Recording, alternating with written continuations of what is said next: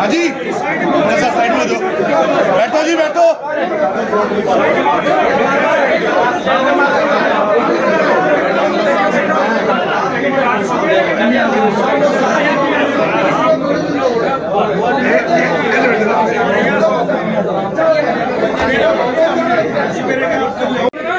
चलो भाई वहाँ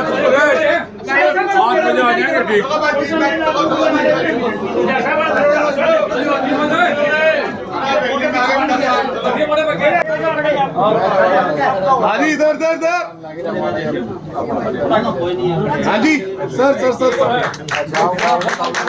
पूरी दबाव आके बहुत बढ़िया, धन्यवाद धन्यवाद। हाँ जी ओके, प्रधान जी के सामने हाँ जी हाँ जी हाँ जी बाबा जी हाँ जी सामने। हाँ जी इधर एक और हो गई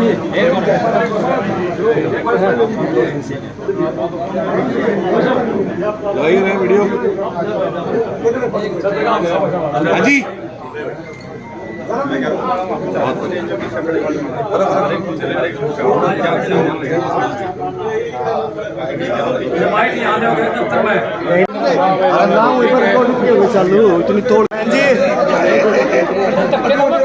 नया जोश है। रघुवीर भारद्वाज ने पूरा स्वागत किया। आज किस तरह का देखते हैं लोकसभा चुनाव जो सोनीपत से आप लड़ रहे हैं? आज मैंने अपने बड़े भाई के यहाँ से शुरुआत की है जींद कैंपेनिंग की, और आज पहली बार मैं जींद में प्रवेश किया है, तो बड़े भाई के यहाँ से शुरुआत की। तो कैसा रिस्पांस मिल रहा है? रिस्पांस कैसा मिल रहा है? बहुत बढ़िया, पूरा सोनीपत गनौर कोई ऐसा गांव नहीं जो कहते 90% 80% वोट देंगे। इतना अपार जन समूह, मैंने पहली बार चुनाव लड़े भी हैं, लड़ाए भी हैं, लेकिन इतना उत्साह पहली बार देखा। क्या कारण मानते हैं? भाजपा से दुखी है? कांग्रेस की जो नीतियां आने जा रही हैं, जो कल्याणकारी जो घोषणा की? भाजपा से दुखी है। जो कांग्रेस का मैनिफेस्टो जो राहुल गांधी जी ने दिया है उससे बहुत ज्यादा खुश है, और हमारे जो कांग्रेस का हाईकमान है उनकी जो नीतियां हैं, हरियाणा का हाईकमान है, तो सबकी, जैसे हुड्डा साहब की पेंशन 6000 और 500 का सिलेंडर, कई नीतियाँ, 2 लाख रोजगार, तो कई नीतियाँ, ये 300 यूनिट बिजली फ्री, कई यूनिट ऐसे हैं जो आपने हमारा न्याय पत्र पढ़ लिया होगा, जो राहुल गांधी जी ने गारंटी दी है। ये मोदी की गारंटी नहीं है, राहुल गांधी की गारंटी है और हमारे कांग्रेस के नेताओं की गारंटी है। चौधरी उदय भान 400 पार का नारा कहाँ तक उचित है जी? उचित तो कहीं भी नहीं है, ये खुद पार हो जाएंगे। 400 पार खाने, 400 हार का नारा है, 400 से हार का नारा है।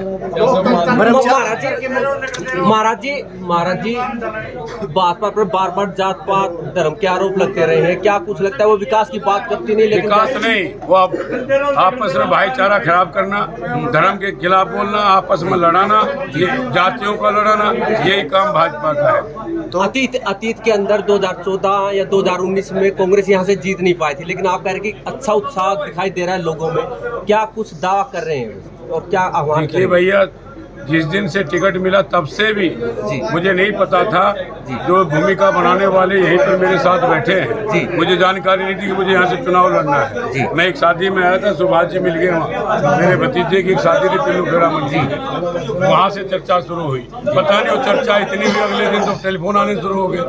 ये इनका मंत्र था, ये ब्राह्मणों का आशीर्वाद था, ये नहीं कर पाया मैं। सर, आज केजरीवाल जी को जमानत मिली 20 दिन की, 2 मई को वापस सरेंडर करना हो, क्या लगता है आपको? क्या आपको मजबूती मिलेगी? बहुत ताकत मिलेगी। उनके कार्यकर्ता, हजारों कार्यकर्ता अब भी मेरे साथ हैं, पूरे देश में लाखों कार्यकर्ता हैं। हरियाणा में बहुत उत्साह है, खूब आज लड्डू बटे, और मेरे उसमें, जबकि सैनियों का गांव हमारा एक गुहाना के पास, देवेंद्र सैनी आप पार्टी का अध्यक्ष है, और आप पार्टी हरियाणा की अध्यक्ष हमारी बहन यहाँ से डॉक्टर हैं, सबके सब बिल्कुल तन मन धन से लगे हुए, पूरी मदद कर रहे हैं मेरी। और दूसरे जो दल हैं इंडिया गठबंधन के, और भी जो संगठन है, सब के सब काम कर रहे हैं, चाहे कम्युनिस्ट पार्टी हो, दूसरी पार्टियां हो, सब एक साथ काम कर रहे हैं। भारद्वाज जी, आपने बड़ा भव्य स्वागत किया है ब्रह्मचारी जी का जींद में आने। शुरू हुए हैं।